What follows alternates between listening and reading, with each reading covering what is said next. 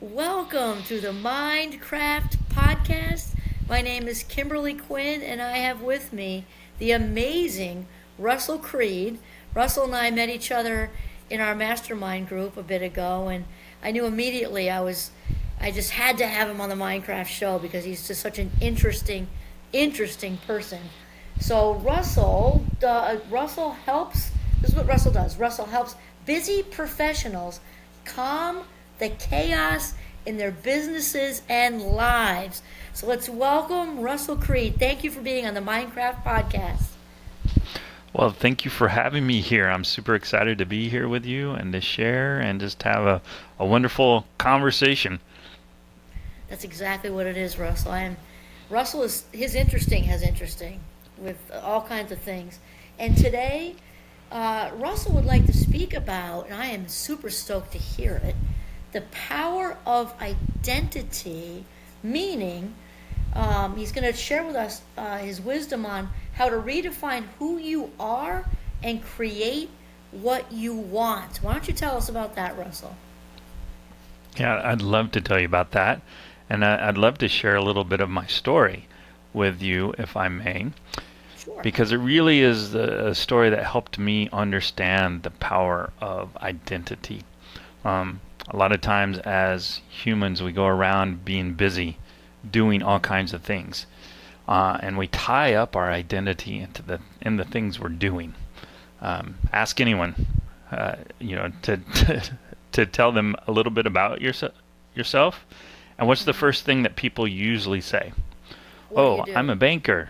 Or what do you do? I'm a banker. I'm a coach. I'm an actuary. That's where we usually associate who we are with what we do. And I was like that. I was a busy professional. I'm a trained actuary.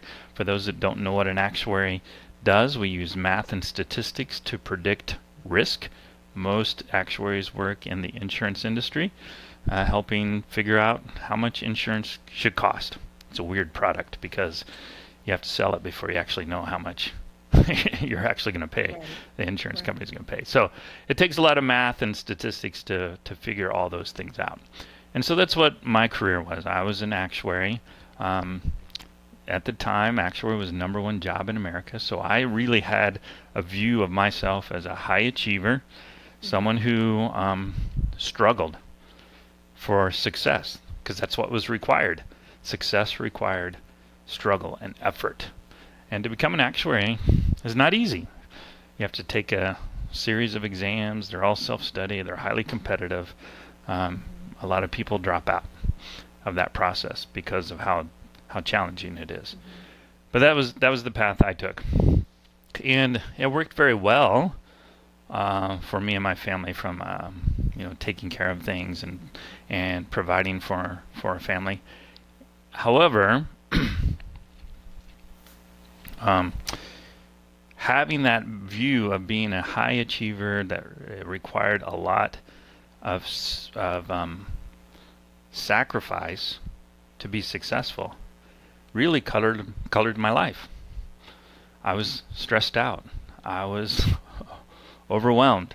I was doing all these things because I thought that's what was required, and it had an impact on how I would show up. When I was when I was a chief actuary, really at the height of my career, all that sacrifice showed up in a rare liver disease. Wow.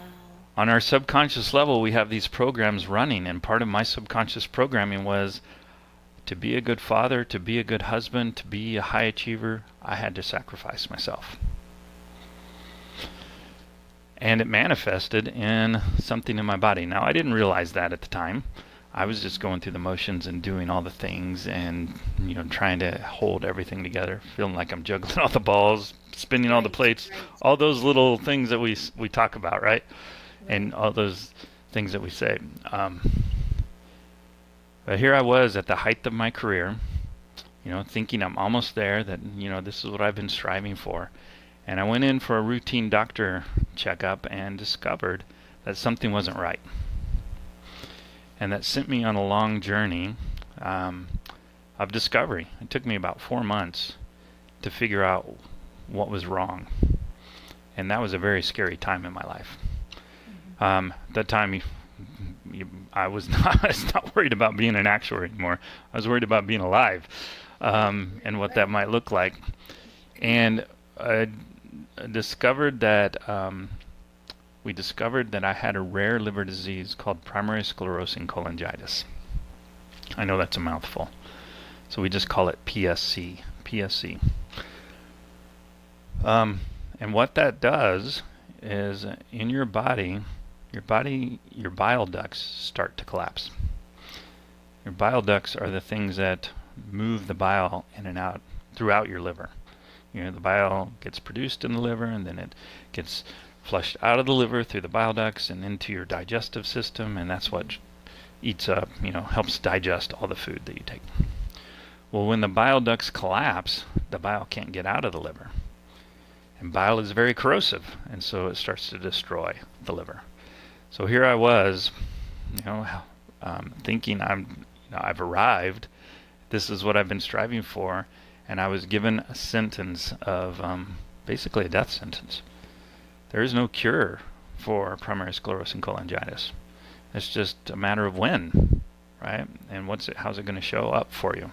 Right. And so that was a hard message to take, and a lot of questions around why me? Why is this happening? I've done everything right, and I've got these quotes here for right? I've done everything right in life, and this is my reward? This doesn't seem fair. But I spent 6 years on the transplant list, slowly getting sicker. That's the way the list works. You have to be the sickest person in your region before you're the next person to receive. That was a long, hard time. And for that time, my identity became the guy who was sick. I didn't really like that identity. It was not a fun one to take on. And it felt demoralizing and difficult, right? I'm sure you can imagine. And again, I had no idea. I had no knowledge of the subconscious brain or how things are working or how identity really impacts us. But it was in my recovery, because I received a transplant in 2014, thankfully. I'm here. Yeah, I assume you figured that part out, that something happened, right? I'm a transplant recipient, and in 2014 I received my second chance. I received the gift of life. Amen, right there. Yeah, right. And I wasn't happy about it. I was at first. I'm like, all right, yay, I survived, great. And I started to go back to the life I'd already built before. The life of a high achiever who has to sacrifice themselves for success. And I just it wasn't jiving, right? I was like, why? I don't like this life. And I was dealing with a lot of post-traumatic issues after that surgery. It's a very involved and difficult, and I have a scar all the way across my abdomen, my belly. I was like filleted like a fish, so they can get in there and get all that stuff, right? Just picture that. How do you live through that? Somehow the body is resilient. So at the beginning, I was like very grateful that I survived. And then as I started to go back to the life I had created before, like I didn't really like it. And I went through all this trauma and like, why am I here? Well, I may have been better off if I had just died instead of actually lived, because this life is horrible. Now, I had a good life, but this was my story. I had a good job. I have a beautiful wife, 5 amazing kids, things around me that I enjoy, right? But my story was I hated my life, and I lived that way, and I became belligerent. I I was not a good husband. I was not a good father during that time. And it took me a while to realize that the problem wasn't all the things outside of me. It was the view I had of myself and the ideas and my own mind that I wasn't really controlling. And so as I learned about the power of identity and how important it is to be purposeful in who you are and who you're being in the world, I started to reclaim and redefine my being. And that changed everything for me. So that's why I like to talk about the importance of identity and knowing who you are and what you're about in the world as fundamental to really living a life of intention and purpose, as opposed to the things that you're doing. What you do doesn't really matter as much as who you're being in the world. Wow, I love that, Russell. I want to ask you a question a minute. And so when you were saying, we were saying like in the very beginning, we kind of opened with the first thing people will say is, "What do you do?" Or maybe it's your response is you automatically start in with I have a husband and 5 kids, and I'm a nurse or doctor, whatever. Now, so your story before pre-pivot, pre-big life change, right, would have been I'm a husband, a father of 5, an actuary, very successful, the bling bling around you. Post-pivot, if somebody said, "Tell me about yourself," what would you say now? I say, are you ready for a conversation? Because, we don't, as people, we are very complex. And a single statement is not enough to really encapsulate who people are being. At the core, though, I believe we are all spirit, right? And that we're all energy, and that we are all connected. We are all connected. And so who am I? Some of the things that stand out about who I am someone who is calm.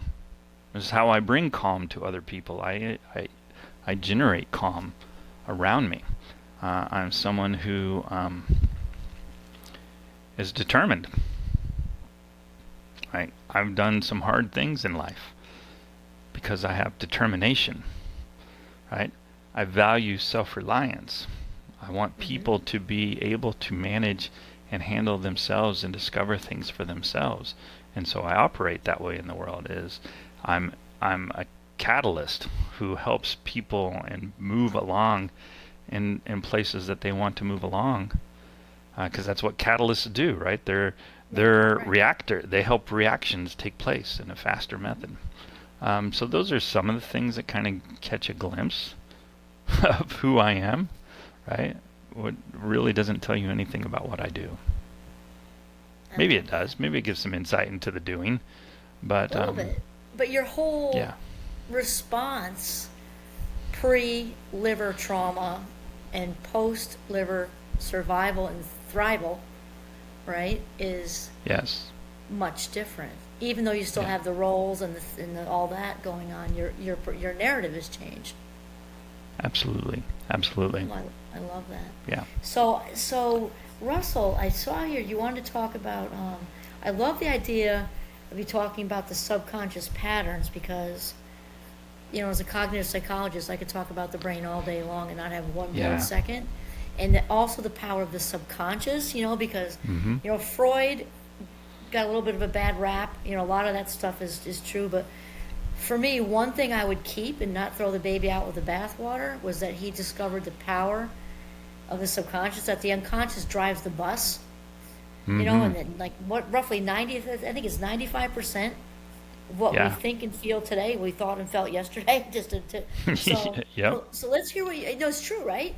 And so unless we pull this stuff up into, and yank the blanket off, shine the light on it, we can't change until we have awareness, right?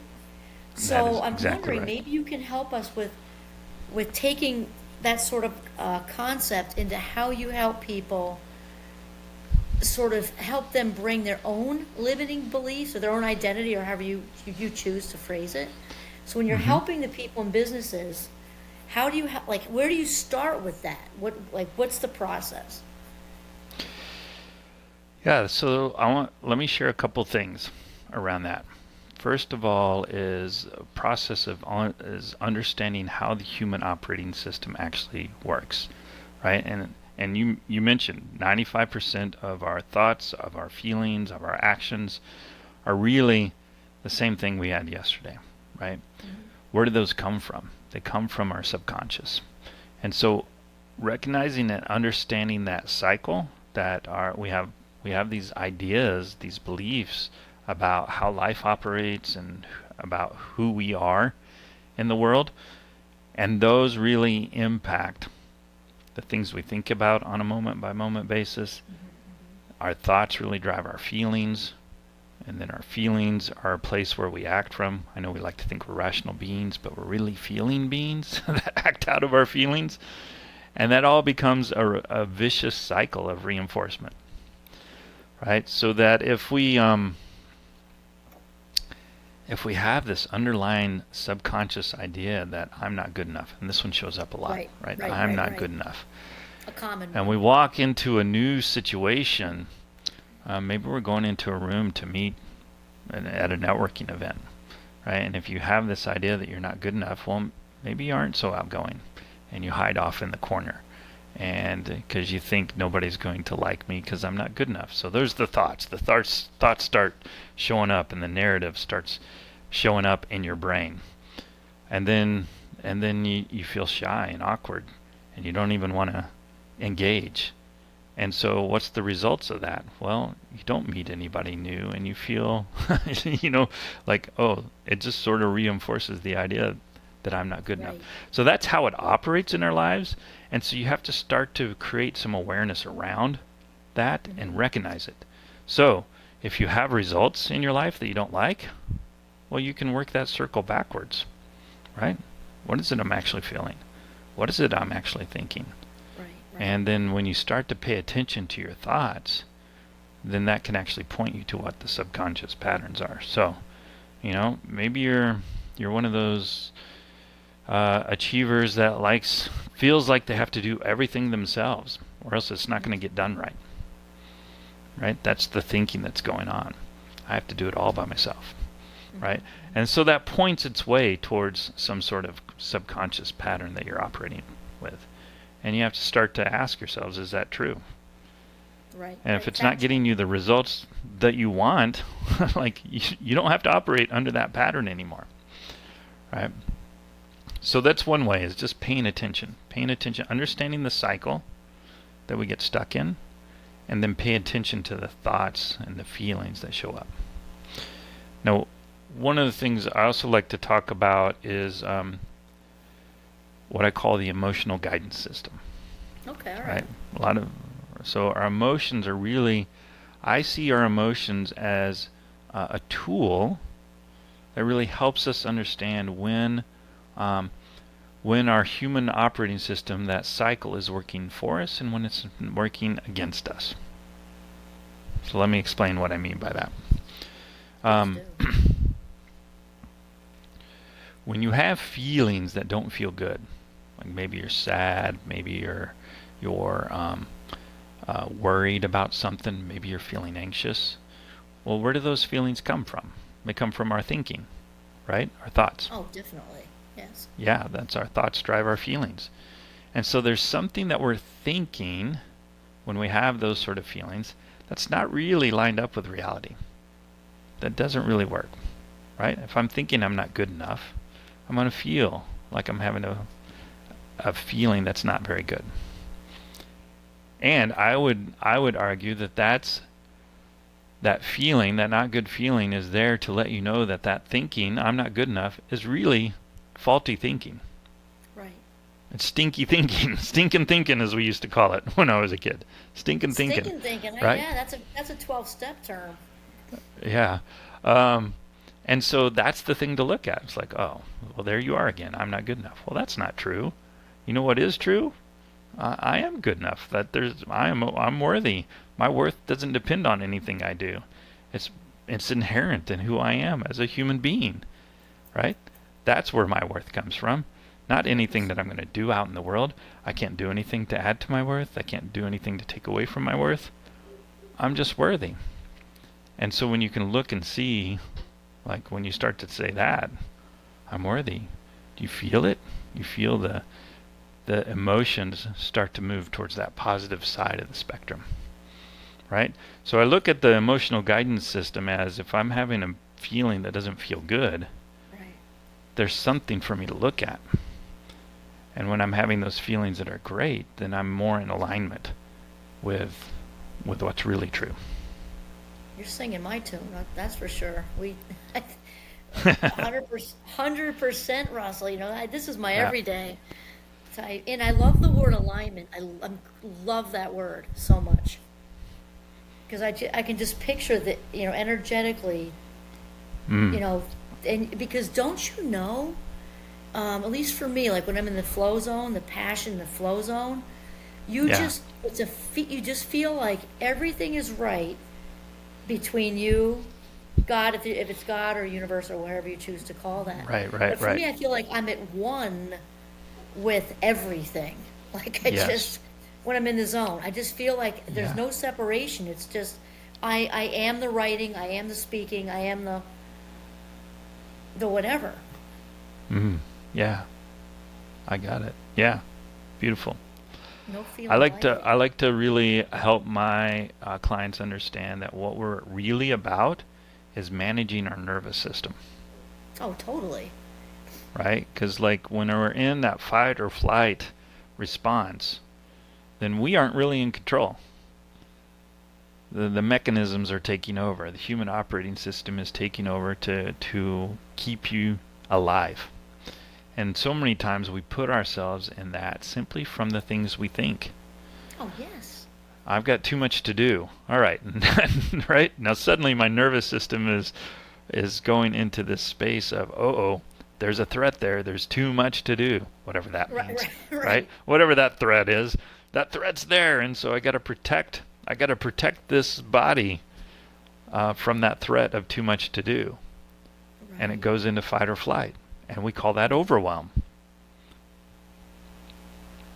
Right. That's that And sensation it's of so overwhelm. primal, right, Yes, Russell? It's definitely. that thing. I love that. I forget who was making this analogy, but I've heard it a bunch of times. That it is so primal because the fight or flight was back when we were being chased into our caves Yes. for an Yeah. actual something chasing us, and now Mm-hmm. that response is the same as, "Oh no, I didn't get the email to the holiday party. Oh no, I forgot to respond to my boss," which is not the same thing as being chased by a prehistoric predator. Like they're Right. not the same level. Yeah, they're not. But we put ourselves in that primal state all the time. That primal state. And so when you can recognize that you're there, that's the opportunity. That's the opportunity to grow, to start to see what the subconscious programming is that you're operating under, and to start to do something different about it. Right. But you And have to become aware, and you have to start to recognize those patterns. right. And I definitely agree with you, Russell, basically with everything you're saying. And also because I mean, it's a plain and simple truth that we can't do what we don't know yet, right? So the first, Yep. we can't, it's not even possible. So the awareness is huge, like to listen, have solitude, right? And really Mm-hmm. talk, that monkey chatter is saying something. Mm-hmm. And that's coming from the vault, right? So to kind Yeah. of Yeah. get still and hear it so that we can make the shift. Yeah. Oh, I Yeah. love that. And I like to reinforce to pay attention to your emotions and look at the Yes. results you're having in life, and where you aren't getting the results you want, Right, that's right. also an opportunity to look back, right? If because at the end of the day, all of it is from coming from what's going on between your two ears. Oh, 100%.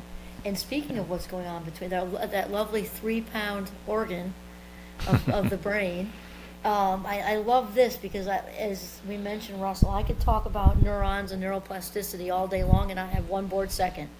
So I know on your list of things you wanted to talk about, you had, to help our listeners learn how to leverage, make it work for you, the neuroplasticity, because the brain is so malleable. It's just a Yes. resilience machine. How our listeners can leverage neuroplasticity to help reprogram some of these blockades, these limiting beliefs that just get us so stuck. Maybe you can Yes. help us with what to do. Absolutely. I'd love to share what to do. And there is some doing because we have to create new neural pathways in our brain. Right. And that happens through practice. Practice. Practice. So what are the things we need to be practicing? Well, what I help my clients with is, one, we want to identify what is that thing that's in the way, the belief that's in the way. So if there is, I'm not good enough, running around in your subconscious program, right? That's the thing to know. And then you have to make a decision around what it is you want to replace it with. And I often recommend replacing it with something of the opposite or something that will actually help you get the results that you want in life. So the opposite of I'm not good enough is I am good enough. Or maybe it's just I am worthy. I'm worthy, and there's nothing that anything can do or anyone can do that will change my worthiness, right? It's just a fundamental part of who I am. I am worthy. Now, that may just sound like an affirmation, right? You're like, oh, well, aren't you just talking about affirmations? The reason affirmations fall flat a lot of times is because we don't truly believe them. Right. And so the hard part here, the thing that you have to do is you have to start to look at your life and see the reasons why this new belief, this new decision is actually true. I call that gathering the evidence. And when you start to gather the evidence, you actually start to make the connections that say, oh yeah, oh yeah, oh yeah, that's right.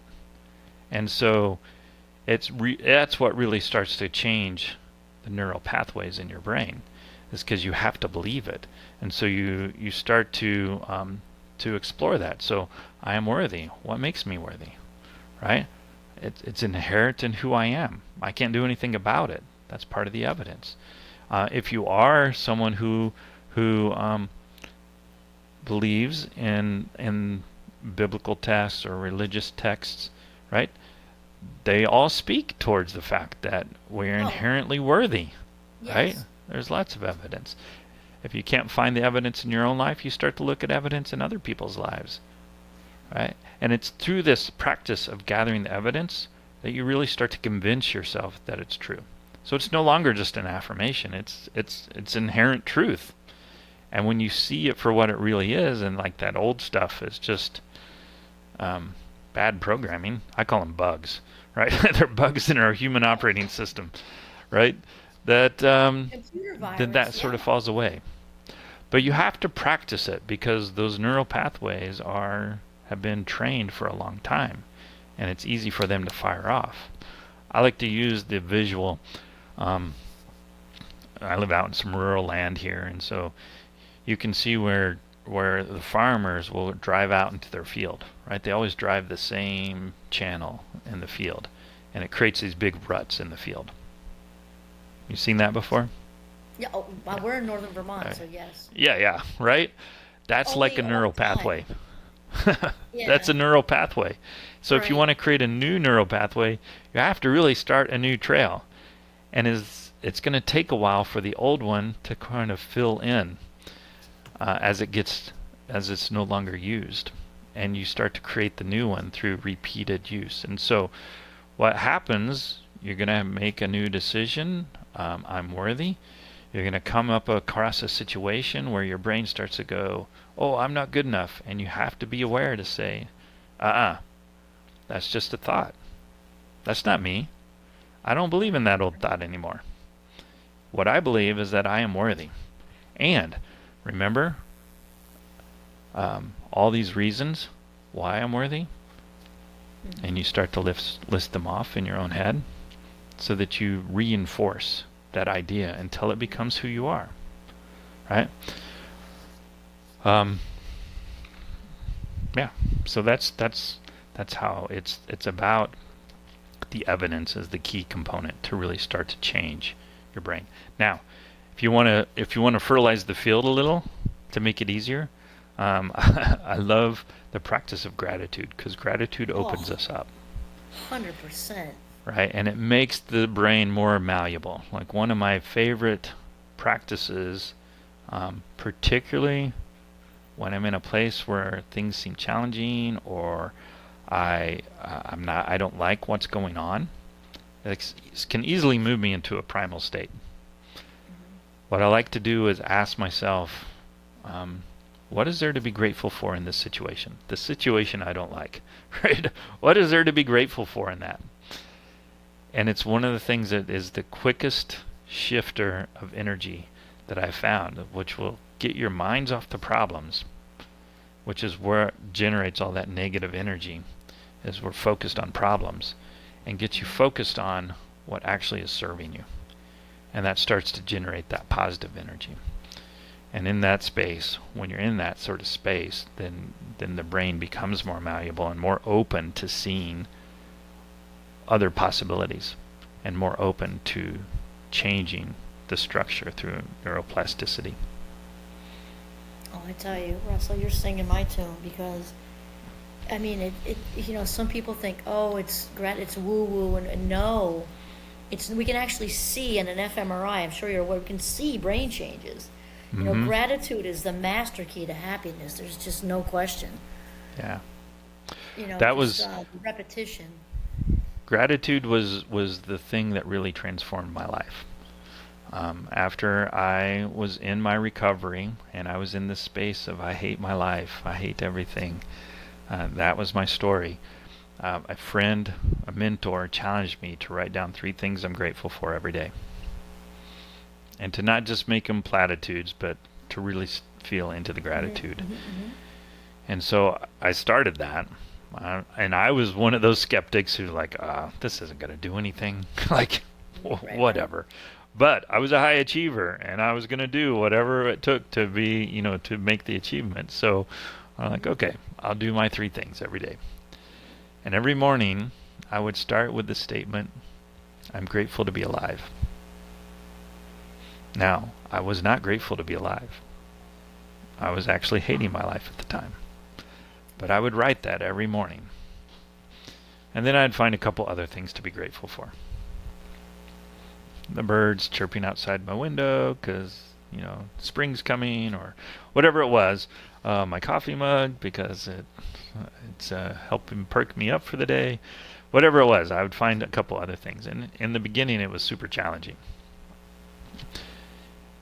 It got easier over time. And one day, after I wrote, I'm grateful to be alive, I looked up and I realized, you know what? I actually am. There you go. I actually am grateful to be alive. My life has changed, and so many things to be grateful for. And I've been writing out things to be grateful for months, right? But I really felt it, and it's like, oh, you know what? I am so grateful to be alive. That's what convinced me of the power of gratitude and how it can be transformative. Like, I was writing the thing, I didn't even believe it at the time. Right? Over and over until I did believe it. And I did feel it. And it was who I became. It's so huge. It's so huge, Russell. Like I said, some people think it's woo-woo and that's not going to fix anything, and they get into their whole thing because they're in that negative. I've seen it transform people over and over and over again. And it's actually neurochemistry. And then, I explain to them it's neuroplasticity. I love that word. And then it's actually Darwinian, because I love how the more we shift into and lean into gratitude, also like those ruts you were talking about, those negative pathways, it's if you don't use it, you lose it. So while we're becoming more positive, not using the negative Nelly rut paths, they start to go away. Just like we trim bushes in April, and so you're kind of doing it both at the same time, and it's life changing. Yeah. Yes. It's Yes, it absolutely is. beautiful. So, okay, so Russell, so lastly, you kind of answered this, but let's just see if you have any little nugget left for the listeners about, you have something about, gratitude's probably the biggest tool, I'm guessing, for you, right? And awareness and gratitude, 'cause we can't do what we don't know. Do you have anything else to Right. help listeners? Because the listeners are coming from all different walks and all across the world, by the way. I probably forgot to mention that. Right. But all over the place. A lot of them are in we have a group of young listeners. A lot are in like the 40s, 50s, 60s that could probably relate pretty well to what you're saying about stepping into their own next level. Like if they're having this huge aha moment right now, even though it's a different context than with your liver, and they're like, oh my God, I get this guy. I don't want to identify the way I'm identifying anymore. And like, what would be your something to help them step into it? Yeah. So I think the one thing that we haven't talked about that is also a very powerful tool is you have to spend some time visualizing. Our brain is a goal-achieving machine, and it works off visuals. And so if you can start to visualize what life looks like, the life that you desire, the life that you want to step into, that starts to set the foundation for it actually becoming your reality. And so spending time in that, and I'm sure you're aware there are lots of studies about the power of visualization, and Oh, I yes. could give a couple examples of how athletes use this idea of visualization so that they can get better at the game. Like sitting there doing free throws for the basketball, you can visualize making those throws, and it's almost as effective as actually doing the practice of the throws. Yes. Right? They've studied pianists who visualize playing certain piano pieces, and they look at their brain, and then when they sit down to actually play the piano piece and record the brain, those look almost identical. So Yes. visualizing is a way of basically playing your future now. And if you spend time in that and visualize it, and then in the midst of that, ask yourself, who do I need to become to create that, to create what you truly want? And so it's spending time in that visual state of imagining it, being there. Imagination is a superpower, right? Oh, Right? It's like, 100%. wasn't it Albert Einstein said that it's the most powerful force in yeah. the universe? Imagination, right? And then asking yourself, who do I need to become? Who do I need to become to be that, to create that life? I love And that, Russell. And that the helps thing you is step into it. believing it, right? And isn't there an element, correct me if I'm wrong, where you believe it, but and what goes on with the visualization, but also actually feeling the emotion Yes. of the Yes. feeling like without attachment to outcome, but just feeling the greatness of whatever's happening is happening. Yes. Yes. Feeling is part of the fertilization The process, miracle right? grow of manifestation. Yes, it is the Miracle Grow manifestation. You need to trademark that. That just rolled out of me, Russell. It must be our, because I knew from the very beginning, I just, had to get to know you a little bit better. Because I knew from like day one that you were a deep seed. The martial arts had me, the whole thing. So this has been fantastic. I think you're going to definitely change lives. Literally, the listeners are, last I checked, it was 52 countries that where it's being listened Wow. to. Different, all over the place. So, we may never know that, but you can know right now on this show that you've definitely caused some light bulbs to go on just by your very generous share with your life minute. So I'd like to thank you for being on the Minecraft podcast, Russell. Thank you. It's been a pleasure to be here. Okay. And just lastly, listeners, if you'd like to contact Russell, for business coaching, speaking, continuing conversation, anything like that, Russell is going to provide me with his contact information and website, which will be right in the blurb beneath this video, and you can catch up with him then. Okay, thank you.